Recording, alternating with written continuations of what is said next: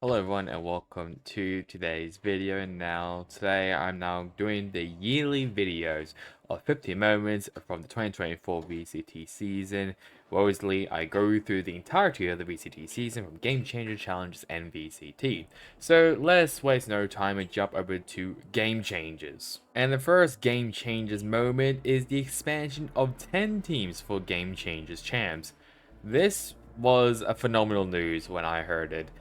Yes, it's not much from 8 to 10, but at least it's now 2 more teams who have the chance of competing in champions, and it's always great as well to have more teams competing in an international event. Yes, it went to, I believe it was EMEA.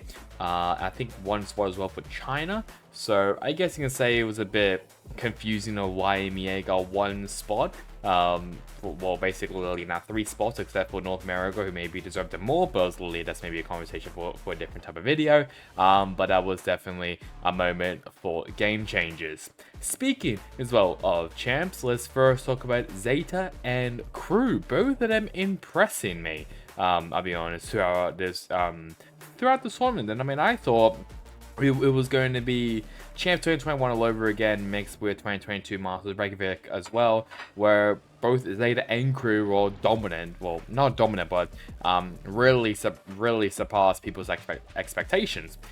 With those two as well beating European teams and actually going pretty deep as well in the play in champs and where they would normally be. I think everyone will probably expect them to be maybe around the 7th through 8th or even the 9th through 10th region. No, they finished around 5th through 6th, which is very, very good from those two teams. And considering especially for Zeta, which the Japanese scene for Game Changers hasn't really been the best.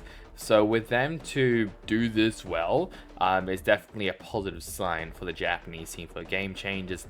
And it was literally the final one, that being Shopify Rebellion going back to back. Yeah, who saw that coming? To be fair, it was going to be between Shopify or and G2 Gozen. No, it was between Shopify and MIBR GC, which to be fair to them, a little bit, just a bit of an honorable mention from them. That's a great performance, I'll be honest, from that Brazilian team, which everyone kind of thought it was going to be G2 versus Shopify. Nope, it was G2, or I should say Shopify versus MIBR. So once again, congrats to everyone on the Shopify Rebellion team of winning back-to-back champions. Moving now to challenges, and we first start off with an upset from the Vietnamese region that been Rapid Lo-Fi upsetting Fancy United Esports in Split 2 to qualify for Ascension. I put this in just because I wanted to at least give some light to one of the regions, and considering that the Vietnamese region is not that well known, obviously, in the western side, I wanted to shout out the Rapid Lo-Fi, albeit now basically the best team in Vietnam, that being Fancy United Esports. So for them to do that in a crucial tournament as well is amazing. So absolutely deserve that win. Obviously, yes, they didn't really do well in Ascension Pacific, but to be fair, if we're talking about Ascension Pacific, not a lot of people really have Vietnam as the region to win. It's mainly like Korea or like just Singapore or even Japan, even you can even say, or even Indonesia as well. So Vietnam was not really part of that, but it's still cool to have an upset winner in that region. The next one is now jumping to EMEA, and oh boy, maybe the most controversial moment of Ascension, that being the Mouse and Job Life game in EMEA Ascension. Basically, for a little bit of context, I did do a full video of it, so I would recommend going to that video, which I'll leave a link down in the description below. Basically, just a little TLDR. I believe one of the players from Job Life disconnected multiple times, and the coaches and the players were trying to get them to either replace him with a 5th or even play 4v5. Well, I think the main one was replacing him with a 5th, which I'm pretty sure was a coach, I believe, of Lohan. Obviously, that didn't happen. They continued with the laggy player. And it was a bit of a disappointment, I'll be honest, because I thought that game was going to be really interesting to watch. No, it was just full of controversies. Obviously, the French region was not happy whatsoever, as this game kind of costed them a playoff spot, I believe. So obviously, they were going to be pretty angry with that, and A lot of people in the community as well were saying that this game should be remade, and also spreading hashtag, which I can't remember right now. I think it was Justice for Job Life, I believe. Maybe I'm wrong, but there was a hashtag going around on Twitter during that time. So yeah, that it's definitely a sour taste in people's mouths. Yes, it's not that of a well-known controversy, but I mean, but if someone makes an iceberg, I feel like this game is going to be most likely in the depths of the iceberg. And the other one is all the Ascension teams. Well, as I mean teams, I mean there's like 5 teams basically. From Americas, we have 2G Esports. From China, we have XLG. From EMEA, we have Apex finally. And from Pacific, it is an interesting 2 teams, that being Simpreza Gaming and Boom Esports after Bleed was kicked off. And then Nongshan Red Force came in and then bought out Simpreza Gaming. So it's this weird thing happening over in Pacific, but either way, I think these 5 teams, I guess you can say, deserve it. Yes, people might be questioning a bit of 2G Esports, or I should say 2 Game Esports, I should say. People obviously will be saying that MAD deserves that spot, which I do kind of agree. But at the same time, the best team won. It was 2 Game Esports. Yes, it was a bit of an interesting win considering that they were coming in as second seed of Brazil, but it still happened. I think XLG, that makes sense. I mean, I think they were the best team in China in Tier 2. Apex, absolutely. They came runner-up last year. And then over in Pacific, it was a bit of a strange one, but I don't think anyone really saw Simpreza Gaming be this competitive. And as well coming from the Premier stage, it's pretty cool to see there. And for Boom Esports, an org that has been around for a while, it's cool to see him as well up in Tier 1. Before we go into VCT, I just wanted to quickly talk about all of the players that we have lost this year, which includes Noxus, Say, Matt J. Kum, Remon, Irusizi, hopefully I pronounced that correctly, and Sarah Laka. I just want to quickly give my thoughts and prayers to everyone involved, and those literally people who were affected by these losses. Obviously, there are a lot more people that I could have added to this list, but these are the ones that are pretty well documented or just mentioned as well on Wikipedia. But I know there's a lot more people in this community that we have lost this year, so obviously my thoughts and prayers does go out to them as well. So obviously take care of, well, make sure that everyone that, you know, like your loved ones, for example, make sure that they are okay, because literally we don't want any bad things to happen to them. So my thoughts and prayers does go out to everyone's family and friends who were affected by these losses. And finally, let's talk about VCT. And the first one, let's talk about VCT China, as this was their first year in Tier 1, and it was very good for them, to be honest. Yes, there was a lot of wacky stuff that happened in China, but all in all, I think this was an absolute success. I mean, some of the Chinese scenes were very competitive in the international stage. Edward Gaming, FPX, Trace Esports, Billy Gaming, even Dragon Ranger Gaming as well. All those teams were part of just a single international event. Doesn't really matter. So it's cool that we're getting VCT China, and the entirety of the Chinese region is coming in as well, part of Tier 1, which is great because it's actually quite fun to watch all these teams go at it. And I guess as well, look at all the wacky stuff that has happened in that region, because my god, there is a lot of wacky stuff to say the least. Another one as well is some of the top tier teams struggling. So like teams that we kind of thought that they were going to be good, kind of struggled. Especially ones like Navi, NRG, Loud even, I guess you could say, but Loud did make it to Masters Madrid, so I guess you can say that, but they kind of flopped there, I believe. I think, actually, no, I think they came third, which is pretty good for them either way. But especially teams like Navi and NRG, for example, and even EG, those teams struggled a lot. Like, they were pretty awful. And considering as well that both Navi and NRG, both those squads had international winners, and they couldn't make it to a single international event, it's quite depressing to say the least. So it was not a good year for those teams. That's all I'll say. But hopefully next year with Navi's revamped roster, Loud, NRG's, EG's potential roster, which has not been announced by the time of me making this video, we'll see how that goes there. DFM, the team that has always been last and always had a donut next to them, got their first win against T1 out of all teams this year, which was really cool to see.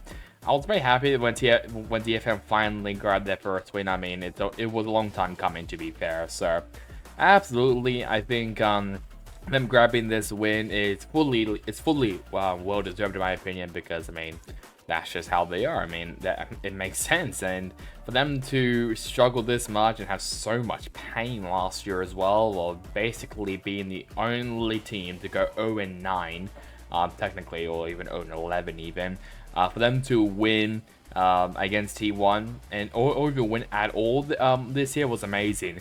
But considering what we've seen so far of them in the off season, this DFM roster is pretty good and will be very scary as well in the Pacific region. Another team that I want to talk about, which had a bit of a slump year last year, was Team Heretics, as this was an amazing rise for this team. I mean, from them to be like 9th or even 8th place as well in EMEA, and not even close of making it to any international event, to turning that around and grabbing what 4 or even 3 second place finishes, it was amazing to see. Yes, they came runner up in Shanghai and in Champs and as well in the EMEA league, but it's still cool that this team, who was once a bit of a bottom feeder team, to be competitive with the roster that they had. So, and they're not changing a single thing at all. Like, I don't think any coaches have left, any players have left. They are just keeping it just dead on straight and exactly the same as they had this year. So we'll see how that goes for Team Heretics, because obviously when you don't change stuff, it gets a bit it doesn't go well for you. As well for Yay, El Diablo himself kind of struggled up late. Yes, I mean, there was definitely a lot more things happening behind the scenes at Blade Esports, which is pretty well documented. I'll be honest, if you search anything up about Blade Esports. But for him to struggle this much was a bit of an eye-opening for quite a lot of people to see, like, maybe when he was in Optic, he was a lot better, because I guess they had a lot more coordination like with him, and they built actually around him, not really like built around someone else, for example. So they allowed a lot of opportunities for Ye to clutch up and stuff. So I could definitely see that Ye is very team dependent, and a lot of resources has to go into him. Yes, there was a lot of weird stuff as well with him on Sky and Viper for some reason. But it looks like that Ye is trying to branch himself off to other roles just in case if needed, but we'll see how it goes on potentially Evil Geniuses in 2025. Let's now talk about all of our Masters winners, which include Sentinels from Madrid and Genji at Shanghai. First off, Sentinels, it was cool for them to be the first organization to win 2 international events. I mean, you could definitely say Fnatic as well, but I don't really count Lock-In as a Masters event. I'm sorry. I count that as an international event, obviously, but not a Masters event. So that's that. But for Sentinels to win, or I should say, to be the first organization to win 2 Masters events is pretty cool. When definitely history as well in that we witnessed in Madrid. Yes, Fnatic did it first with their international wins, but like I keep saying, Lock-In is on Masters in my opinion. So with Sentinels do that, and with TenZ as well, and Sassy, both of them retiring at the peak, basically. It was pretty cool to see that. As for Genji, it was cool that Pacific got their first international event win. It was a long time coming. We all thought it was going to be DRX. We all thought it was going to be Paper Rex. No, it was Genji, which, to be fair, they had a very, very good roster. Like Meteor, Lakia, obviously the Lakia Valorant, Munchkin, who really turned it up as an IGL, Charon, who was like a rank demon or something. I think like the coaches found him in some rank game and they brought him up, and he was maybe my rookie of the year in my opinion. And texture, definitely. I mean, how in the world can I forget about texture? He was like maybe the best player. You could definitely consider him as the best player of Valorant. Of how well he performed. Even when Genji slumped, he was just performing out of his mind. And speaking of Genji, Pacific winning their first international event. This was definitely, like I said, waiting to be happening for a while. I mean, like I said, everyone thought it was going to be DRX or Paper Rex even. It was Genji, and that was cool, I'll be honest. I mean, like, like, like, you can understand that the relief on everyone's faces in Genji when they won in Master Shanghai was just like, finally Pacific have won, and it was cool. I mean, we all thought like Pacific was just gonna be had like a massive 0 in that column, but thanks to Genji on their Master Shanghai win, they finally pulled it off. So that's really cool to see that Pacific has finally gotten their own trophy at the international event. And another, I guess you can say another Pacific team, which is not really China, Trace Esports. They were the Billy Gaming this year, where Billy Gaming, they upset everyone in champs. Trace Esports did the exact same thing and upset everyone in champs. They defied all the odds. They made it to the playoffs. Yes, it didn't really do well, but to be fair, I mean, Trace Esports, I was not expecting them to go this far, even into the playoffs. So for them to make it to the playoffs at least was very impressive so far from them. So even though, yes, Destroyer was, I guess you could say a bit angry at them and was a bit pissed off at the players, I still think he should be pretty happy on his team, considering that everyone thought that they were going to be eliminated. They weren't, up until obviously it's the playoffs, but everyone thought that they were going to be eliminated from groups. They weren't. They were eliminated from the playoffs, but still a phenomenal result from them. And speaking of China and champions, obviously they won thanks to Edward Gaming. This was maybe a phenomenal grand final, maybe one of the best grand finals in VCT history. Back and forth, so many close games, went to overtime. Yes, Kang was MVP, but to be fair, Simon, he turned it up after being so quiet, so extremely quiet throughout his time with Edward Gaming.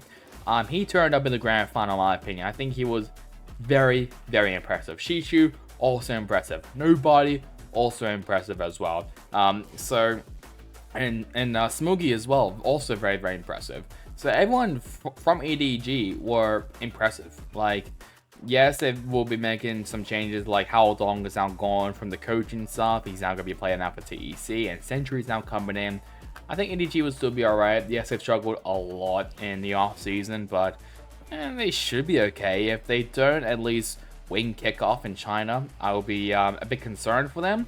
But I think they should be okay. So that is really about it from me, and obviously at the end of this video of the 50 moments of the 2024 VCT season. So now, like it now, guys, to like, comment, and subscribe. It would really help me, especially on this channel. So that's really bad for me. Hope you guys enjoyed it. Catch you guys next time in the next one. Goodbye.